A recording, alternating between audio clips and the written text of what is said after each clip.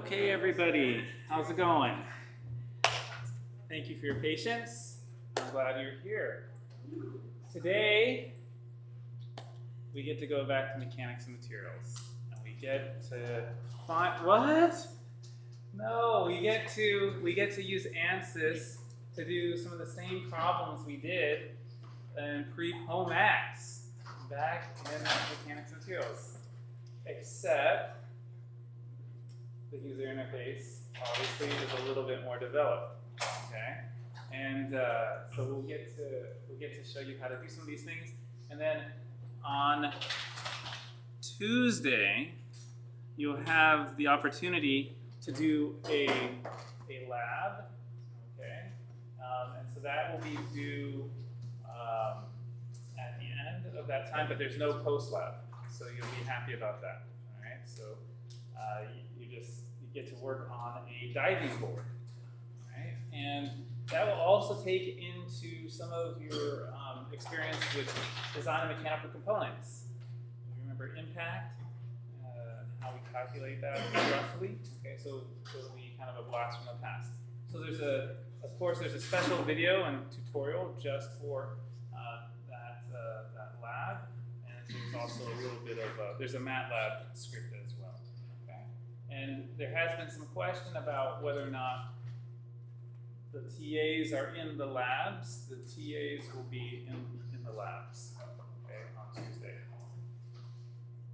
Tomorrow, the demo simulation is due. Okay. Are there any questions about what the expectations are for this demo simulation? Yes? I heard that you said you may give an extend deadline because you gave the feedback like a week ago. Right. No. So I said if I didn't get it in, right, like Saturday, okay, and I was up Saturday night to get it into you very early Sunday morning, then there would be an extension. But no, it's due tomorrow. Okay. All right. And of course, I'm happy to talk about the projects during office hours. And we've been, I'm excited. There's some interesting new ideas. And it's okay if the simulations don't exactly make 100% sense with some of these crazy ideas. They're not in this group, but I don't think, at least two of them are not in this group, but sending a cow into space, they're going to change their geometry. But that was a lot of fun. A lot of fun, okay? So today we're going to review mechanics again, and maybe what we do today will attempt to cement or solidify some aspects of mechanics. It hopefully will not make you think, oh, I don't need to ever run another mechanics calculation again because I have finite element. As you'll see, and I hope that when I do some of the demos today, that Ansys will cooperate and my mind will cooperate, and we'll see that there's ground truth, okay, between the two, and it should be some fun. It should be some fun, okay? So we'll go through some approaches to solving problems. Do you remember the three pillars for many of the mechanics problems? Static mechanic problems. The three pillars were equilibrium, constitutive relationships, and geometry. And we'll just kind of briefly give an impressionist view of how that's still important when performing the finite element analysis. We will talk just a little bit about the differential equations, again, kind of an impressionist perspective, and talk about different types of conditions, plane stress, plane strain, how we relate this to 3D simulations, a little bit about the symmetries, and then we'll do some examples explaining how we handle boundary conditions, how we can make some ideal situations look ideal in Ansys with boundary conditions, and if we have time, we'll do a little bit with thermal expansion and talk about, and through this, we'll talk about failure criteria as well. Okay, so there's a lot. Once again, what is our goal when we do mechanics? Well, there are a lot of goals. Okay, actually, that's probably a bad question. We're trying to be like the electrical engineers that work with the invisible. No, that's not really true, but it is in some sense, okay? You know, you're not going to see the distribution of charges, you're not going to see the potentials, you're not going to see electric fields, right? And like, hey, when the bridge collapses, it's all our fault. No, because, you know, why didn't you see it? Well, what we're trying to do is visualize what the internal loads are, and typically we're visualizing them in terms of the stresses that we have inside the structures. So we've already been through this, actually in this course as well, where we talk about, okay, you can have some small force acting on an area, and then you can break it into something like a traction vector, okay, which is some force over that area. And then we talk a little bit about how essentially the components of the traction vector are these stresses. These are the coefficients of the traction vector's components in the I, J, and K direction. Okay, that's what stress really is. And then we can think about the idea that we have essentially in isotropic materials, we have 6 stresses that we're really concerned about. We have 3 normal stresses and 3 shear stresses. And we also can go from saying, hey, you know, sigma ij is kind of the general notation that we might use for a Cauchy stress tensor. And then we go and we say, well, actually we can use tau, okay, for the ones that are not having the same subscripts. Okay, so you remember all this. We've been through this. Okay, so these are just kind of recollections. Okay, we talked about how you can perform transformations, how you can use tensors. Okay, okay, now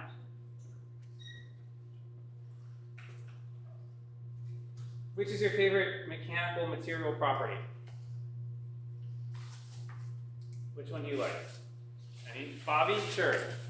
Yield strength. The yield strength. Okay, that's great.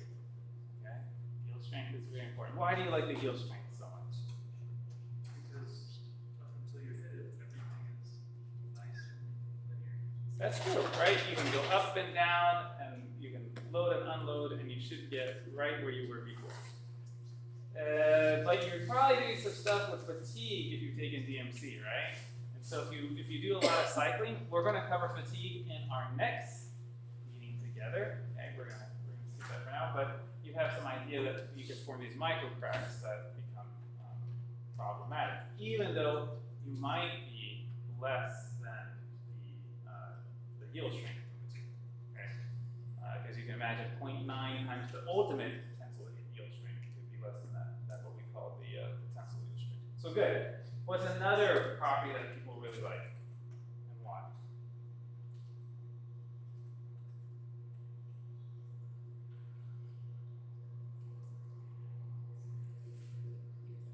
Any suggestions? Which property of mechanical materials do you like? You don't have to like them. Which ones do you find useful? Thank you. You look happy. What's your name? Boris. Oh, I was looking at you. You both look happy. Okay, Boris and Bastion. Okay, so what are some of the useful material properties that you have encountered? I prefer the ductility. Ductility, okay, yeah, ductility. So you're not really a brittle type of person. Okay, yeah, kind of go with the flow, the necking and all that. Yeah, that sounds good. So okay, and so ductility is not on this page, but we're talking often about, okay, what is the yield, right? Once you go to the plastic, right? And how does that change the cross-sectional area? And what's this percent elongation before it snaps? What were you going to say, Sebastian? Because were you thinking ductility or were you thinking something else? Probably strength. It's easier Okay. to understand. Okay, so we just talked about strength, so good. Okay, we like strength. So you are picking two quantities, right? Two quantities that are actually a little bit tricky to put into simulation. Okay? Because we're not going to be thinking about ductility that much when we run our calculations, although it would be nice if you could do that maybe when you're doing like explicit dynamics or something else. And the yield strength, you can crank finite element up. And if when we're doing our static analysis, the number will just increase. It like doesn't, you can put in this is the yield strength and it will tell you this is a problem, right? But oftentimes you're just like in linear elastic land and you're not concerned about when the material, or the FEA is not concerned about what the yield strength is. So that kind of makes sense, right? Because everything, as long as you're in a linear elastic regime, right, that yield strength could actually also vary, right, from material to material. Or the same type of material, but just based on the heat treatment or the working on it, right? But that's not mechanics. I mean, that's not why mechanics works the way it does. We use mechanics in the linear elastic regime because that's useful. Okay, what were we going to say? It's Matt, right? Yeah. Is it the lateral and longitudinal strings?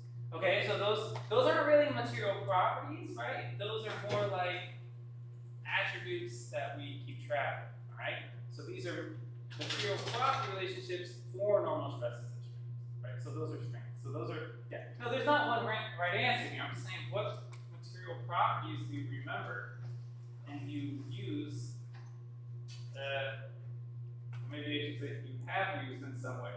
Now, of course, we walk around and we're constantly solving mechanics problems in real time.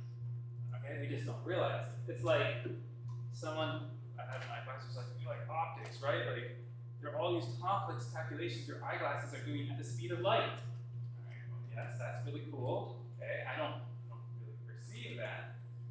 But my body is calculating all of the results of these mechanics problems as I move, as I stand here, as I have all these loads. But anyway, so what are some of the other things that you recall in your life? Some of them are on here, right?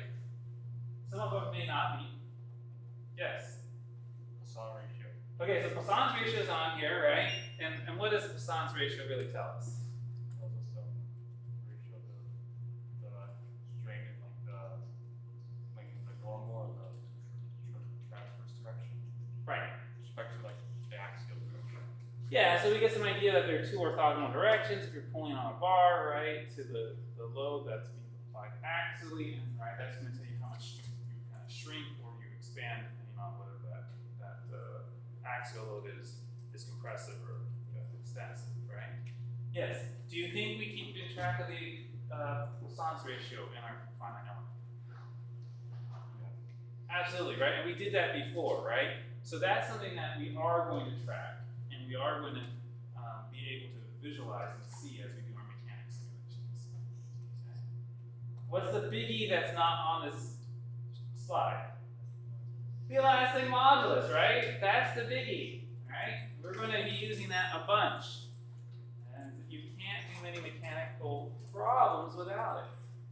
What's another property of the material? Yes? Okay, shear modulus, right? And shear modulus is, what is shear modulus usually equal to if it's an isotropic linear elastic material? Anyone remember? This is for, I wish I could give you some extra credit. I cannot. But, anyone remember this one? Yeah?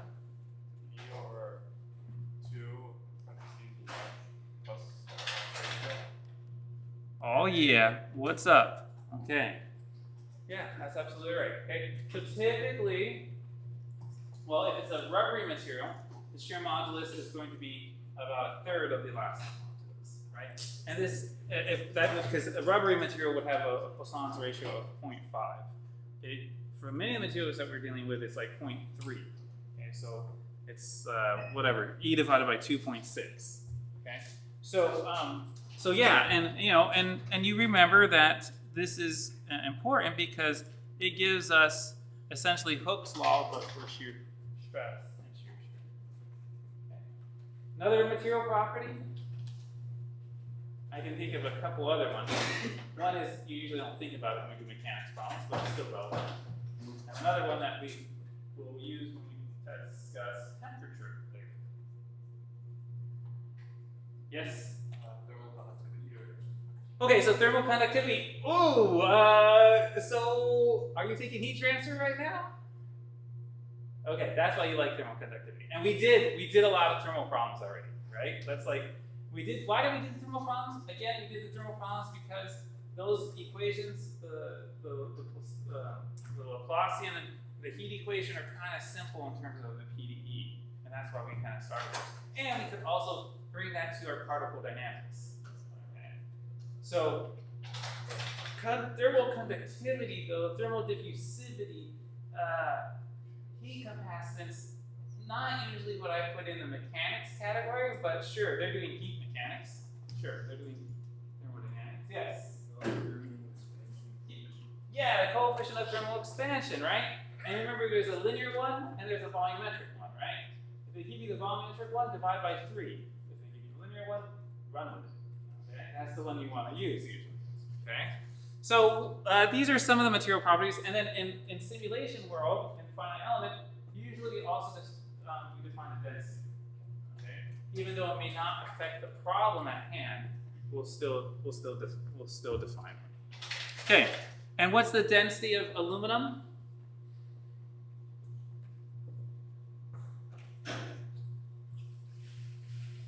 Okay, what's the elastic modulus of aluminum?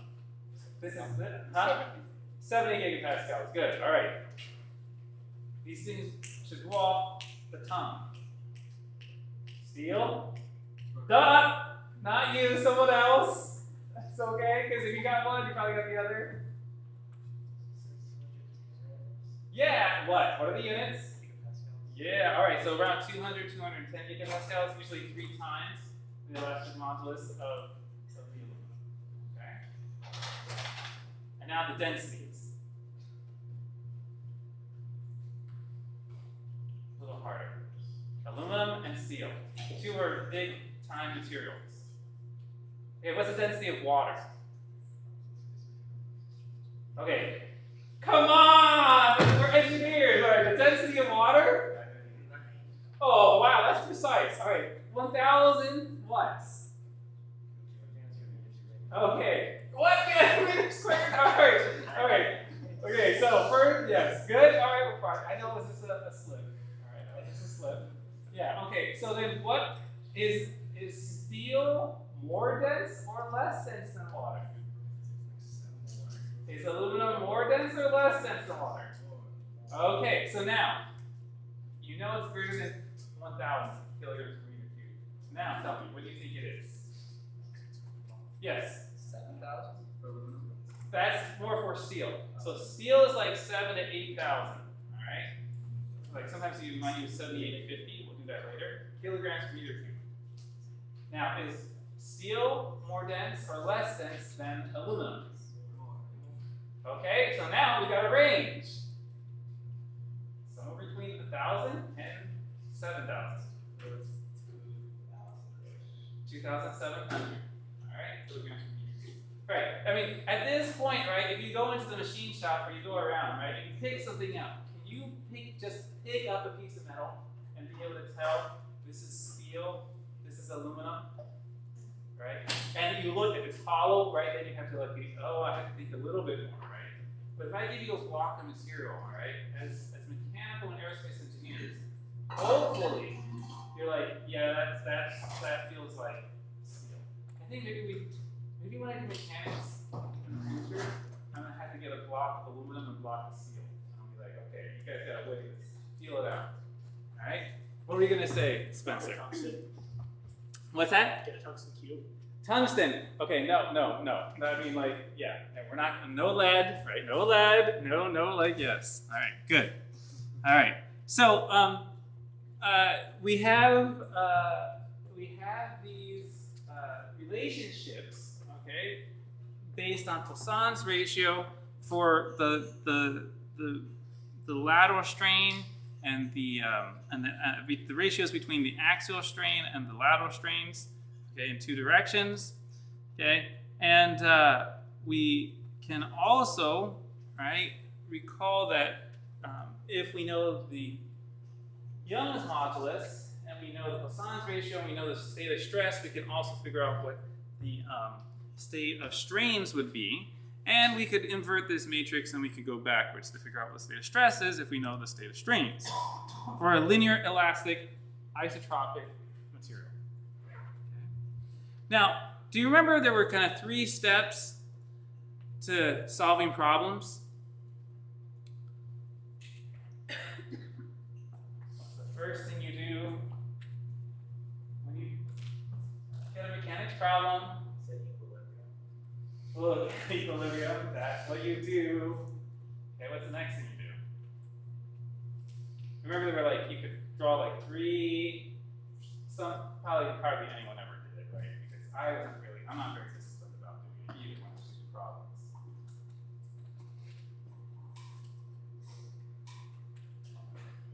Yes? It doesn't have to be in order, exactly, but what are you going to say?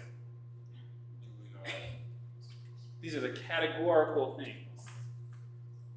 So you have to find, like, if what was given to you, like if the material, you find the properties of the material,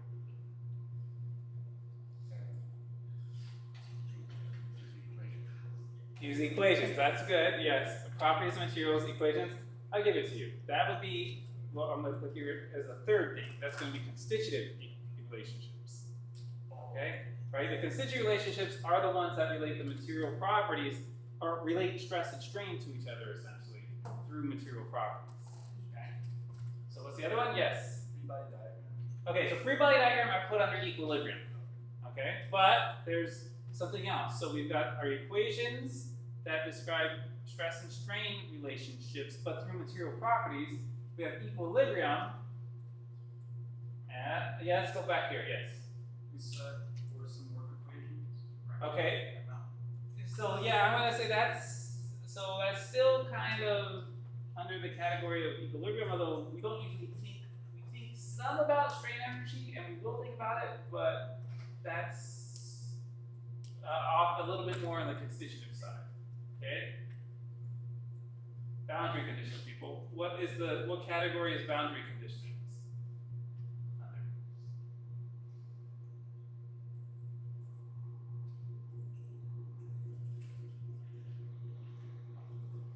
Go ahead, Federico. when you're solving beam reflection, you're solving you're doing the integration, you set the boundary condition. So that would be step 2. Right, so you gotta have those, and those boundary conditions, they fall. Remember, I said if you're doing a problem, you can draw 3, right? You can draw 2 lines and you have 3 kind of columns that you might work in. One is the equilibrium for sure. The other is constitutive relationships. The other one in the middle. Yes, you're excited. Oh no, wait, you're gonna say yes. Okay, those are often the product of our fruits and labors, or those are the fruits and labors of our effort. No, those are the fruits of our labors. Yes. The bending moment. You know, the agricultural analogies? Yes, the fruits of our labors are like the grade that we get, the degree that we get, the bending and shear force, the shear force and bending moment diagrams. Yes, those are the fruits. How do we get them? Geometric compatibility, right? So we said the 3 pillars: equilibrium, constitutive relationships, and the geometric compatibility. Does this sound at all familiar? Somewhat? You can just nod your head and say yes, because I was trying to get that in. The first and the third. maybe it's because geometry is a little bit of like a duh, right? But we had that column, right? Especially when we were dealing with relative displacements and deformations, right? Or we had boundary conditions, like especially when we did like thermal expansion, which we'll do a little bit later. Yep, right? And then sometimes we have to add the displacements to each other, that kind of stuff. Okay, so this was right what we said, like the deltas are equal to 0. And we have our constitutive relationships, right? Does this kind of look familiar? Yeah, that's what I said. I was like, boundary conditions, that's geometric compatibility, right? Okay. Alright, and then we can solve. We can put all these things together, right? You spent an equilibrium should be like front and center because we have a whole class that records on statics. You know, you can do all kinds of complicated geometries. And then, you know, in mechanics, we bring in the constitutive relationships, the constitutive equations, and then we can calculate stresses and strains. Now, you know, we did these types of problems where we were looking at internal forces, we look at geometric compatibility, we're looking at constitutive equations, right? So this is just more, and we can figure out changes in lengths. Okay? Like that. Now, why did I emphasize equilibrium, geometric compatibility, and constitutive relationships? Because of this. Now, this is the impressionist perspective. These are the equations that are being solved in our finite element analysis program. Now, it's a lot to swallow, okay? But we can divide it into the 3 categories. We have our equations of motion, or equilibrium. Okay? So you can kind of see, oh, that looks a little bit like F equals ma. Can you see that? You see, oh, you've got these partial derivatives of stresses. You can think of them as body forces on the left. Where am I? We're right here. Okay, we're in this. This is the equations of motions, right? So this kind of looks like ma, but it's not ma. That's rho times acceleration. Okay, but in static world, structural mechanics, that's going to be going to 0. The geometric compatibility. Okay, now this is maybe a little bit more of a stretch. Okay, but you can see that we can kind of relate these second derivatives, all right, second partial derivatives, to relationships that have to do with making sure that the geometry stays intact, and then the constitutive relationships. Okay, these are, well, this is the definition of strain, okay, and then we have these relationships, which actually kind of, maybe they look a little bit more familiar in fluid mechanics world. So these are some of the relationships that are useful. Yes? We didn't really go over this. Oh, no, we did not. But if you take a grad class in mechanics, you will. Okay. So once again, when we use finite elements, now we were using it with the heat equation. Once again, what are we trying to do? We're trying to solve for this K matrix. Okay. So we have some type of K matrix, and we have a load matrix, which is the force F, and then in heat equation world, we're trying to solve for the T. And often the T and the F are column vectors, okay, with all like the values at all the nodes. And then we had to figure out, okay, what is the K matrix that allows us to work between the two. Okay, and so in FEA, right, which is what, so we're using finite element analysis, but we're using now more complex relationships for mechanics than we did when we were just, for example, solving the heat equation. You've got those 3 pillars. You've got constitutive, equilibrium, and geometric compatibility equations. So here, this is the same slide, but essentially what we're saying is we need to satisfy these equations for mechanics, and we overlay that on the finite element method, or we use the finite element method to try to solve for those K matrices, right? And remember we had all these test and basis and trial functions, okay? And then you have different geometries for the elements themselves, and so they can have, and then you can have different numbers of nodes on the geometries. So again, if you want to take a graduate class in finite element, you will do like paper, at least when I took the finite element classes as the grad course, like we had to like solve for the different shapes just on with pen and paper. Okay. And then we also did, we did some finite element work in software as well. Okay. And we can improve our accuracy by selecting a number of elements. Now, for us, mostly we're going to be depending on the software to do this in this course. Okay? But it's just kind of, once again, important to have an impressionist perspective of how these things are working. Now, how do you think you would handle situations of plane stress in simulation?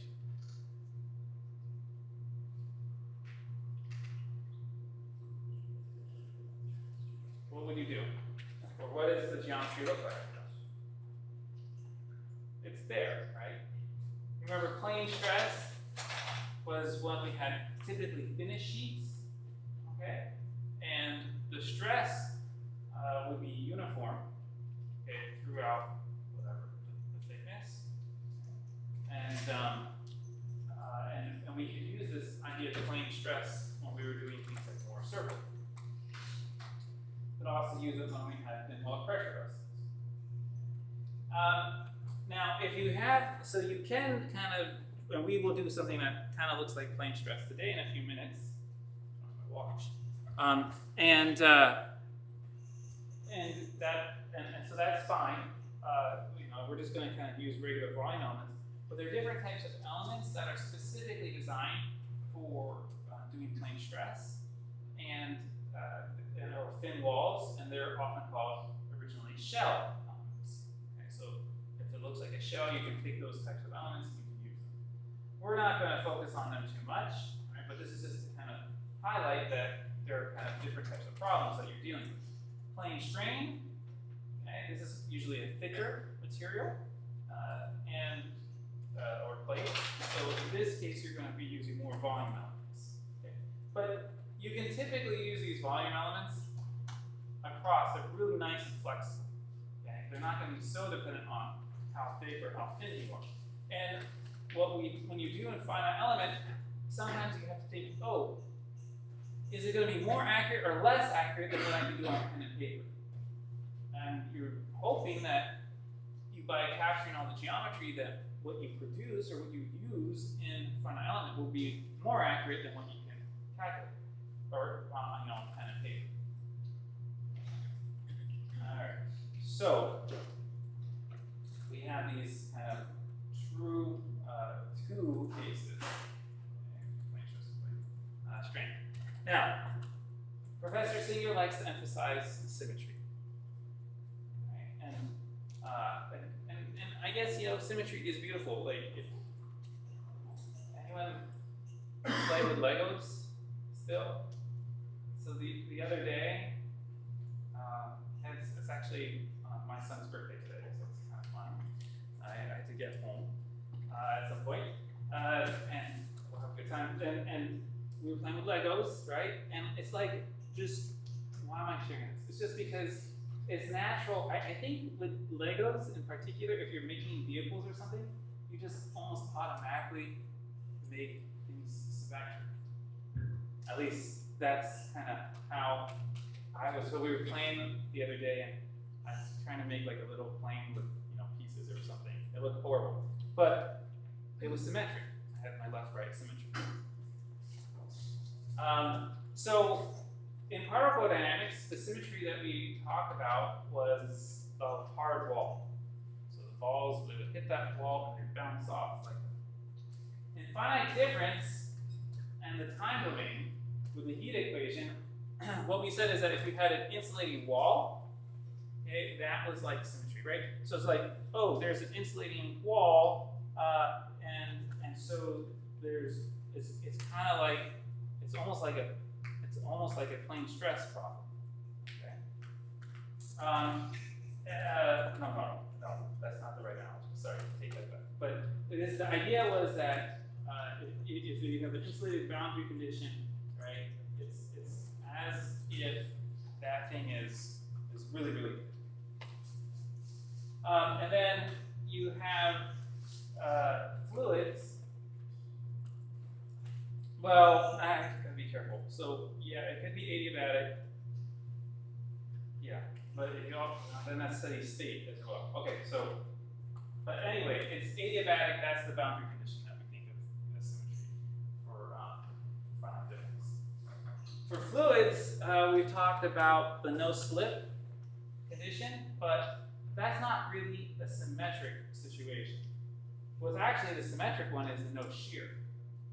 Okay, so it's like there's fluid on one side of this no shear boundary, right? But then the fluid right on the other side is doing exactly the same thing. Okay. And so you can say, oh, okay, that's kind of like, you could say, oh, adiabatic, like heat goes, and it comes back. And then structural mechanics, you don't think about this too much, but Professor Singer likes to think about the symmetry involved there, and it's like a frictionless plane. Okay, so you can flip back and forth. All right, and when you do that, like if you had, let's say you had some object, all right, that doesn't, you don't want to experience any stress on this side, and you're pushing it up, then like if you flipped it around, you have essentially a frictionless plane on the other side, or you'd have the same thing happening on the other side, and it'd be a frictionless surface. Okay. So those are some types of symmetries that we can think about. All right. So now let's talk a little bit about how not to be idiots with simulations. Okay. So we just said that the finite element method usually doesn't care what your yield strength is. It doesn't care what the strength of the material is, and it tells you numbers when it's not looking at them to say, oh yeah, you're going to have failure or not. So what it is good at though is calculating out effective stresses. All right, and what's your favorite effective stress to calculate? Think about failure.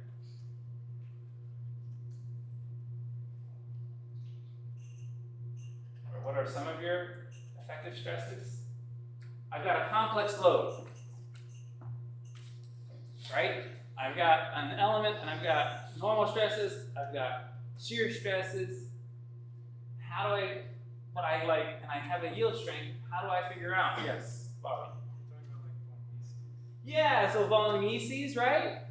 What were the different types of effective stresses we would use to compare to like shear strength or a yield strength? Right. Right. All right. So so we would look at we would look at Tresca criterion, right? And we would look at Hormesis as an effective stress to compare against the yield strength, right? Tresca was to compare against the shear strength, and then we had maximum normal stresses, right? So we were just trying to figure out what the equivalent stresses were to be able to say, okay, I will fail or I won't fail based on where we are relative to the yield strengths of the materials that we're dealing with. Okay? Does this sound kind of familiar? So in the world of finite element, you'll see that you can sometimes have it calculate the maximum shear stress. Okay, and then we'll just spit it out for you. Isn't that nice? Okay, and at least if I'm comparing the maximum shear stress for a ductile material, okay, remember this is for ductile materials. Which criterion do you use for the brittle materials? Remember, because the finite element doesn't care, but you care.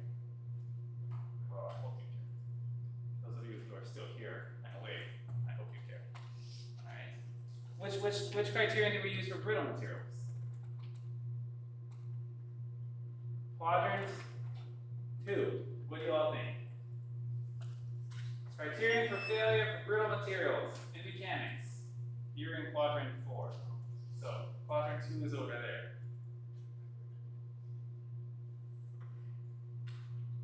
Remember? Don't remember. Okay. Yes? Remember how to fracture propagation.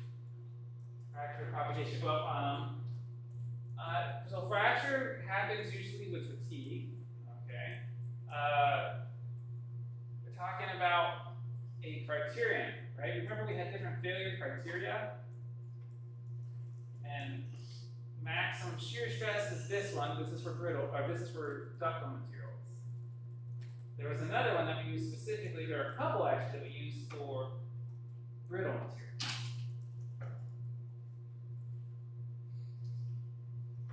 Anyone? Quadrant 2?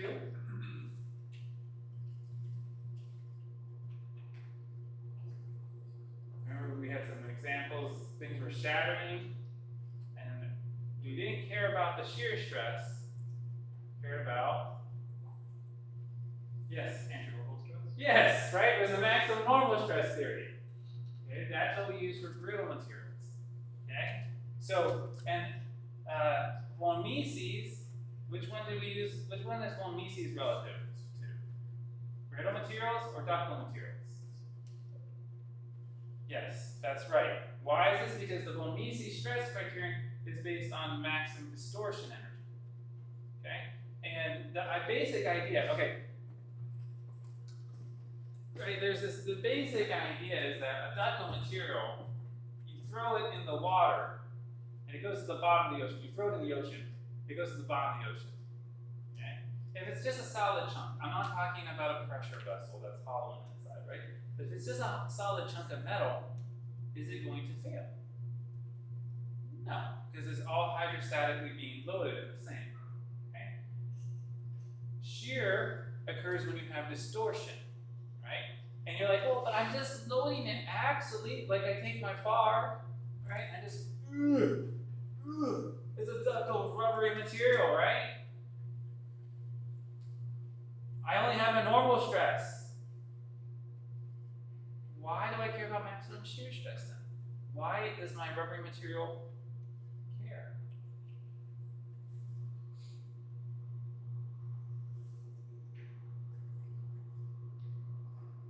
Is there a shear stress? Yes. Federico, yes?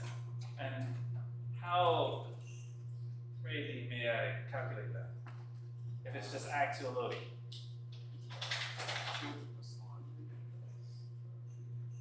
No. Yes, Ray? Take an element, and I forget what it's called, but you take an element and you like rotate it to find where the max shear stress happens, and that's what you use. Yeah, this is the previous slide. It was just here, right? Remember this? So we're like, hey, the maximum, the absolute maximum, right? If I have zero stress in the two other directions, normal stress, zero normal stress. Remember, I have to do the Moore circle, right? I figure out what the absolute maximum shear stress was. That's that tau max.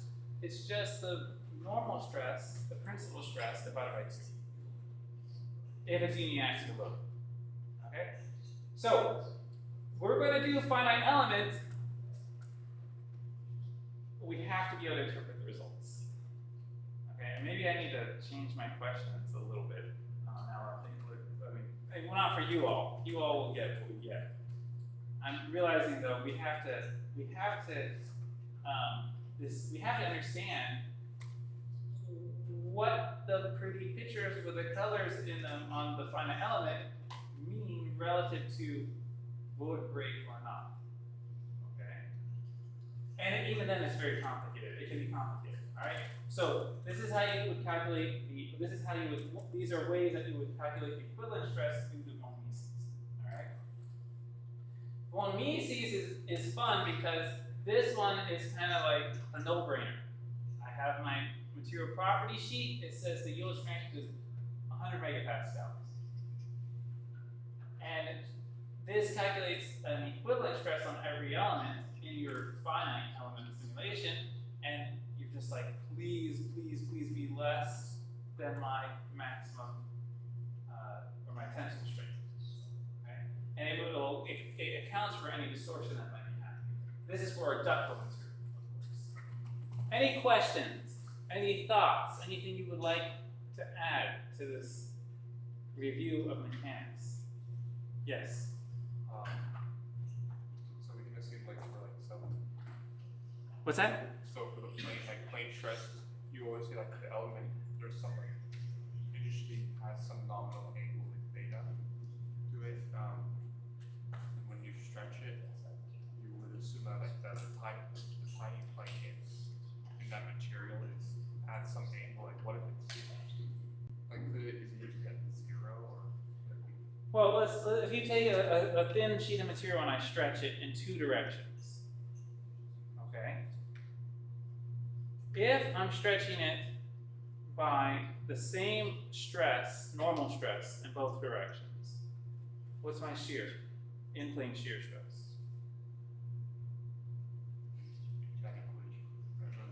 It's 0, right? And you can think, you can do t or circle, right? It's going to be, and so like I have 2 points, right? But there's an out of plane shear stress, right? That is because in the normal direction to the plane, okay, that is going to be equal to 0, right? And then now we're looking at the big Mohr circle, right? We get to draw, there's a sigma 1, sigma 2 out here, sigma 1, sigma 2 out here, and there's, right? So what we're talking about is if I have this element and it's planar,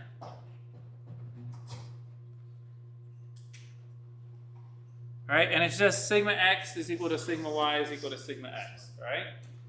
Here, when you draw the Mohr circle,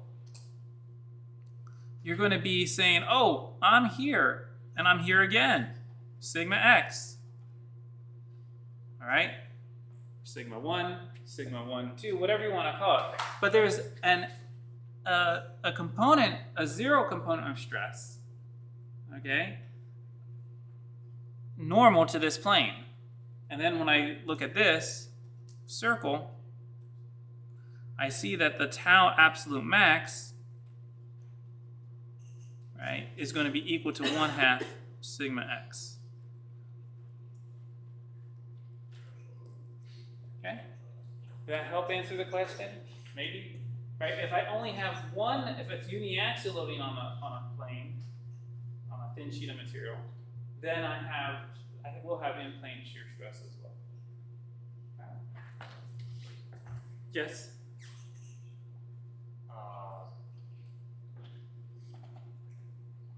So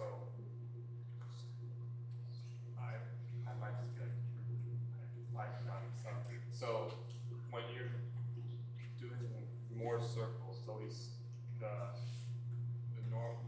stresses. I think I'm pretty sure it's like this, but like they're always like we have a stress on like one side, like for like sigma x or sigma y would be like the opposite side of the circle. Yes, that's typically how it goes. Maybe not completely, depends on the angle of rotation, right, as you rotate the element, right? But typically what's going on is, yeah, I mean, it's a vertical line that describes a position horizontally on the sigma axis for the normal stresses, right? And the shear stresses are on the vertical axis. Okay? All right, let's see if my finite element skills will come through. They may not, all right? And that will be sad, but that's okay. You've seen me fail before. Okay, I believe this is supposed to be 10,000 newtons for the force. And what we have here is a thinnish sheet of material that is going to have some thickness, h, all right? And h is going to be 1/2 a centimeter, that's 5 millimeters. The span, or the width, the b, is 3 centimeters. And, oh no, what just happened? What? Nope, I don't need everyone to see those. No, I don't want to do that either. Hold on. I just want to Yes, that's what I want to do. Okay, I just want to bring up, I don't want to, okay, well, we'll just leave it there, okay? It'll just be happy for now.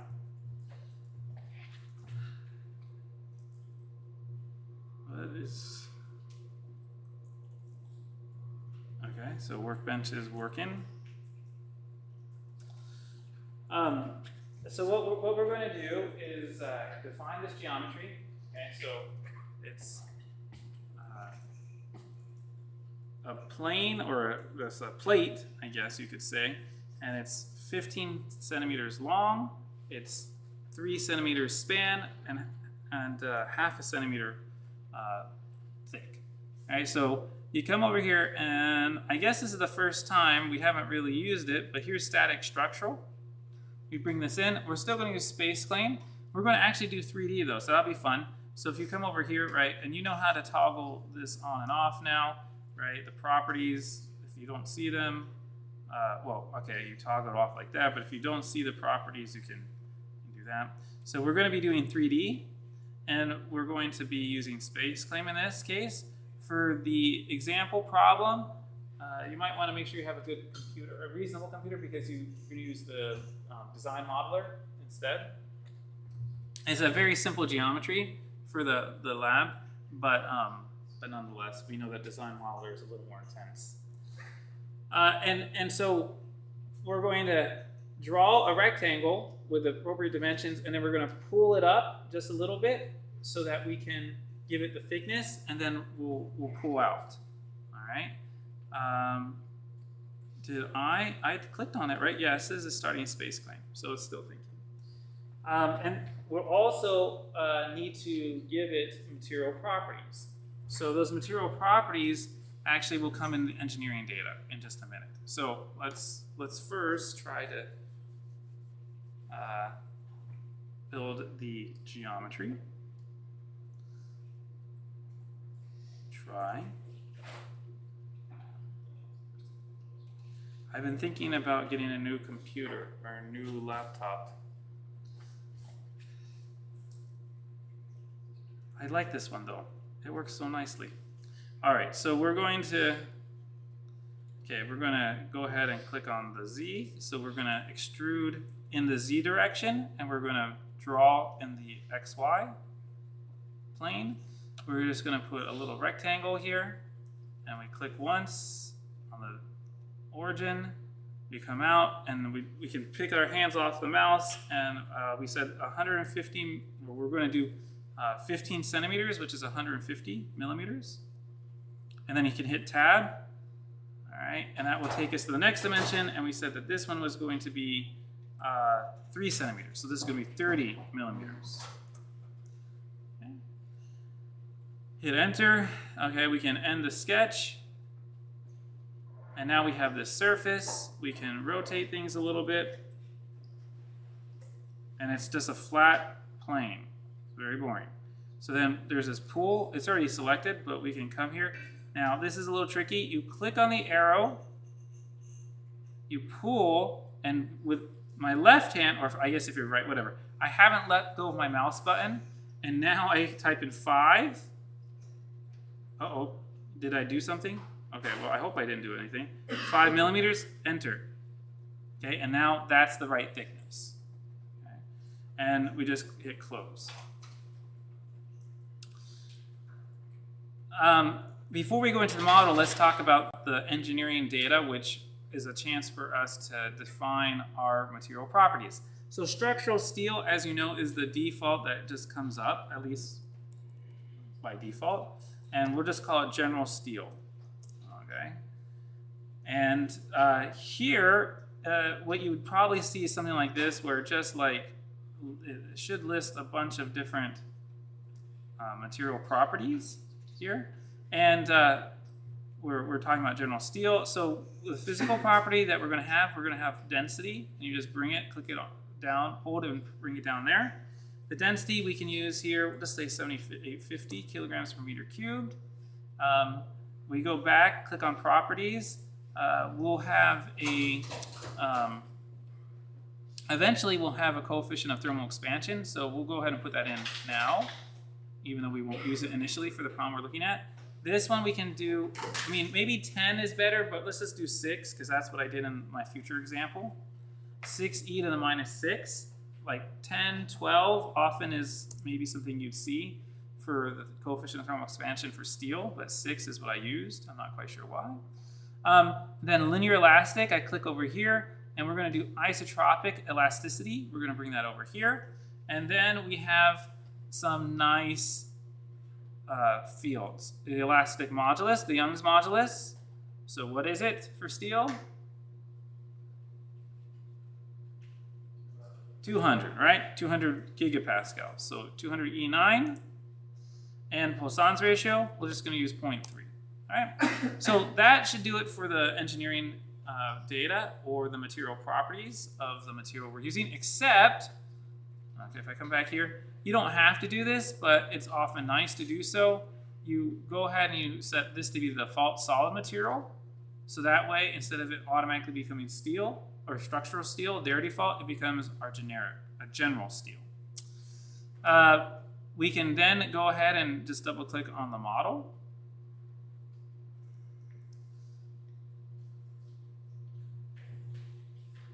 And unlike Fluent, what we're going to be able to do here is kind of just stay in structural mechanics, or the mechanical, Ansys mechanical.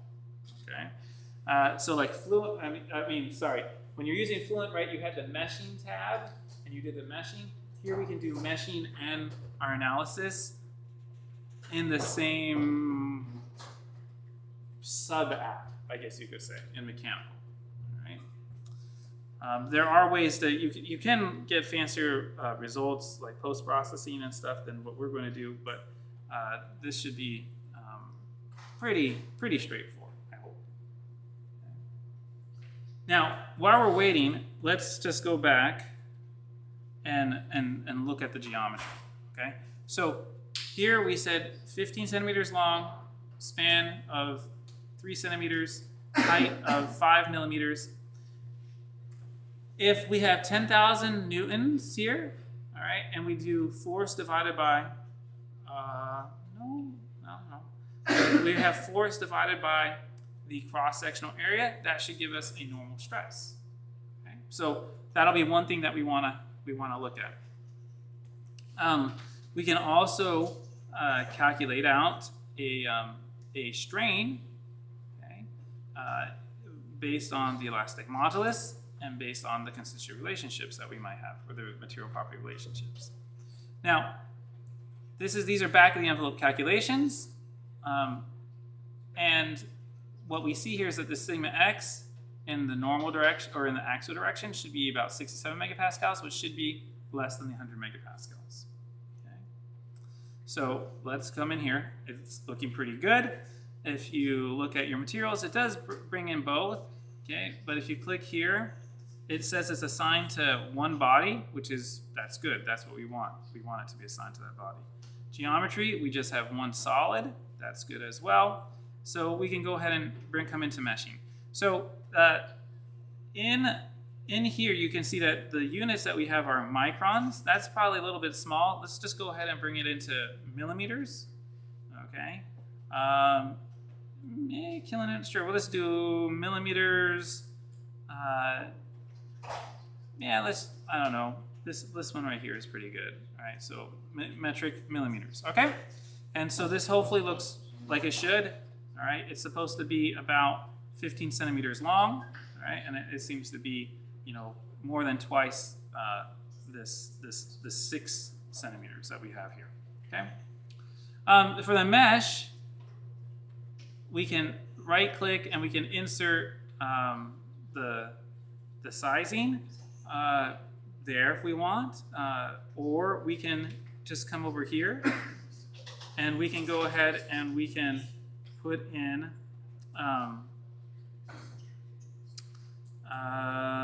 nope, actually, yeah, we're going to just go ahead, we'll do it here. We'll put in the sizing here. And we can go ahead and select the body. So we're going to do that whole body. And now it should be selected there. And the element size, we can say, if we did 5, that's probably going to be pretty sparse. Let's take a look. Okay. Oops, done. Okay, so if we click, all right, that's. I mean, you can actually get pretty good results, but we probably want to go a little bit smaller. So let's go down to body sizing, and we'll do like 2, and we'll generate. And we click on it. Okay. Now, what's next? What do you all remember from your time doing finite element? We've got a mesh, we've got a geometry. If we're attempting to solve this problem with an axial load, what do we need to do? Yes. We need to define bases that forces are being applied on. What's that? Yes, right. So we want to apply a force to, okay, so the force, the faces on which, so can I apply one force on one side and one force on the other side? One face, because it'll one face has the force, the other face has held static, so that you get an equilateral reaction on the other face. Right. Okay. So for now, what we're going to do is we're going to fix one face. All right. And we're going to put the force. We can put the force. We'll put the force on first because that's what you mentioned first. So we come over here. We go force, and let's put it on this right side, like that. And we can go to components, and we'll put it in the x direction. Okay, and this will be 10,000, okay, just like that. Okay, and the geometry. Oh, I guess I didn't select. I had to hit apply. Okay, now it's applied. Okay. On this other side, we're going to talk about the boundary conditions a little bit, but let's go ahead and put on a fixed support over here. Okay, and we hit apply, and we're good to go there. All right. What do we care about? Well, let's put in. It would be nice to see. Let's say the normal strain. All right. It might be nice to see an equivalent von Mises, maybe. All right. It might be nice to also see a normal stress. Okay, just like that. Okay, and so let's go ahead and click solve.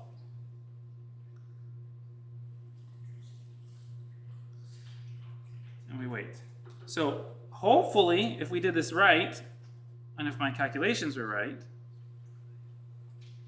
okay, that when we had the cross-sectional area, which is the half centimeter, all right, so 5 millimeters times 30 millimeters, that's going to give us 150 millimeters squared, okay.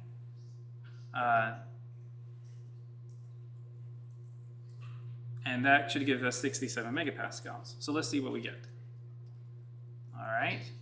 So if now I come to a probe, well, and I click here, da-ba-da-da, 66.6 repeating.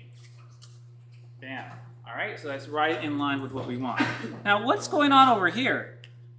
When I say here, what do I mean? Why do I have all this? Why is all this abnormality happening here? What's going on? It's okay. People who have come in late, what do you think?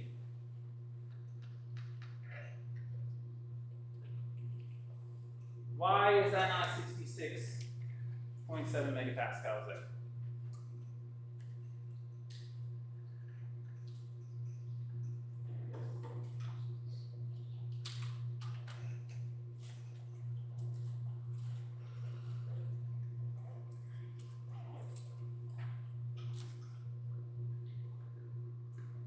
Well, we did this, and this was in pre-Pomax as well. Go ahead, yes. So that has to do with some sort of distribution. Okay, yeah, so it's not distributed evenly, right? But why is it's distributed so nicely over here. Look, all over here, it's distributed very nicely. Why is it not doing that over here? Yes? We're holding the entire length of that like face static, which means that it can't actually shrink. So there's extra stress in there that's causing it to stop. That's stopping it from being able to shrink. Right, yeah, because we got the Poisson ratio, right? Yep. The material has a Poisson ratio. When I stretch this direction, it wants to go this direction. And in this direction, it wants to go rip, rip. But that fixed support says, I don't think so. All right? And so it gets a little bit more stressed. So what does one do about this? What does one do if they want to have the most beautiful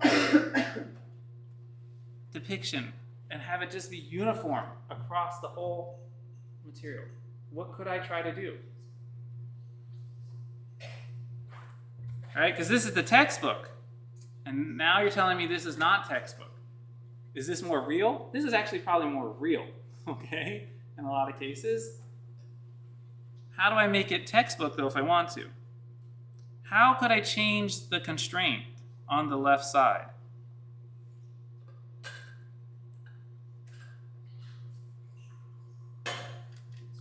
Let's say that I suppress it. I'm going to keep the force. Well, how do I want to constrain the degrees of freedom? Yes? Only constrain the x. Good. Okay, so if I only constrain the x, how do I do that? So I'm going to come over here, and I'm going to use displacement. All right? And look, I can say, I'm going to say that in the x direction it has to be 0. And y and z are free. Now, am I done here? If I'm only constraining, right, the x, and I have some little instability that pushes me in x or y or z, this will go off forever, right? Because there's nothing constraining it. So what do I need to do? I also need to add a constraint. And I'm going to do a fixed constraint. Okay? But only at a point. I'm going to say that point right there. Now do you see? So that may say, oh, there's so much load on that point. Well, not really. Okay? Because what's happening is I still have x constrained, but now at least there's like 0 force, right? I'm not applying any force in the y or z directions, but this will keep it from going in those directions. So I hit apply right there, and we should be good. Did I mess this up? This is a fixed, no, that's suppressed. No, the displacement is messed up, right? Because I didn't select the geometry. I need to go back to selecting a plane or a face here, like that. Okay? So let's see if this works. We solve, we hope, we think.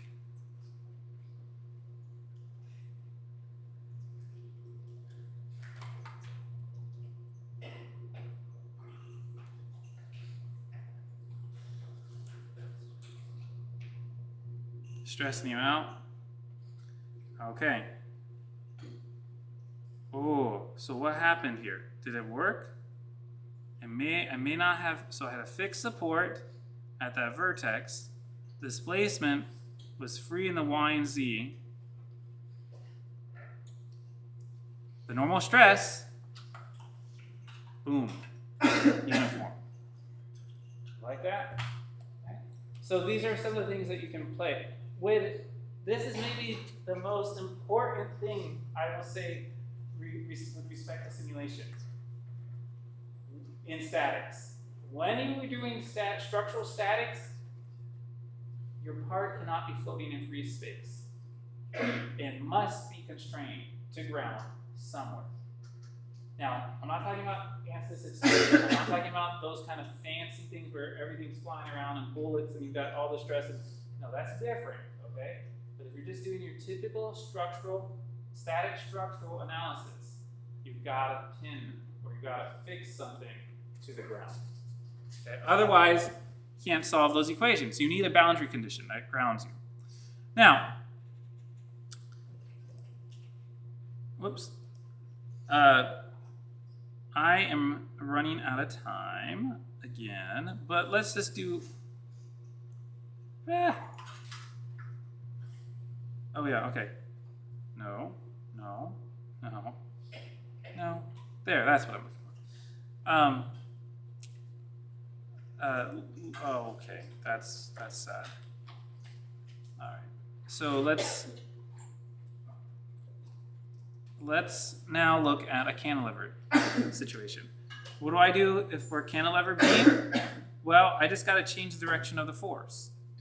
And if I change the direction of the force, then I'm going to have the top in tension or compression. If I change it so it's going downward. Someone said it, right? Tension, right? And then underneath, it'll be in compression, correct? And I can calculate that out as you see here. So if we change the direction of I think, yeah, now it's also changing the magnitude, so just 100 newtons. Okay. So we come over here, we're going to suppress this. We're going to suppress this, because I'm going to go ahead and put that fixed support on the face. I'm going to unsuppress that one. And then for my load, my force, I'm just going to get it to 0 here. And then it's going to go negative z 100, like that. Okay? We can solve for that. And what we should be able to see is a normal stress across the top and tension. And where is it largest? Where's the stress largest in this situation? Is it close to the applied force? Is it somewhere in the middle? Is it at the wall?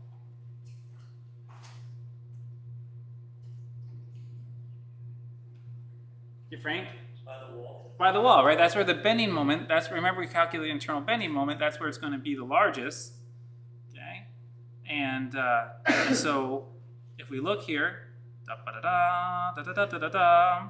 okay, we see that there is, now this has got this constraint, right? So these values may not be quite right, but let's say something over here, okay? Those values, 120 something, or about 120 megapascals, okay? Boom, nice alignment. These are also baby steps. So if you're doing a structural mechanics problem, you want to make sure your material properties are right. You want to make sure your geometry makes sense and your solvers are good. These are kind of also your baby steps. Okay. You can also figure out what the maximum shear stress is. All right. That's going to be 3/2 times the tau average. Okay. And that would be 1 megapascals. We're running out of time. Thermal expansion. All right, so the way you do thermal expansion, real quick, is by essentially constraining both ends. So we'll go ahead and suppress the force, and we'll put a fixed displacement on the other side quickly. Fixed constraint on that side, apply. Okay, and then under analysis, we can insert a thermal condition. Okay, and let's say that the solution, let's see, initially, where is it? Okay, the environmental temperature we'll say is 0, but we'll say a thermal condition across the whole thing. We'll put in like 100 degrees Celsius. Geometry, come on. Apply, there we go. Okay, and you can run it. Now, are the stresses going to be, are there going to be stresses here, right? If I only had one end fixed, and I would probably have some stresses not fixed then, but if I have this piece in space, right, with no constraints on it, then it will have no strain. it will have no stress, it will have strain. Okay? Now, one thing to keep in mind is that it will still maybe say, woo, look at that. All right? Yowzers, right? That like got pretty fat. Okay? Now, it's often a good idea to look at the true scale instead. Okay, so like it's not really that blown up. Okay? But you can see that we have all compressive normal stresses. Okay? Here, because it's being, as it tries to expand, the two fixed ends constrain it. Okay? Any questions, thoughts, concerns? This is fun. Right? If I had it, remember the superposition, if I had it with no fixed end, it would expand out this way, but then I gotta push it back so that it's at its original location. The right side is to satisfy geometric compatibility. Okay, and when I push it right back, that's where it puts everything in compression. All right, well, I hope that this was a little bit fun and a little bit of a reminder of the many wonderful things that we covered in mechanics and materials. The takeaways are here. All right, this is what we covered today. All right, we reviewed mechanics and we showed you how to do some of the simple problems in Ansys with finite element analysis. Thank you very much.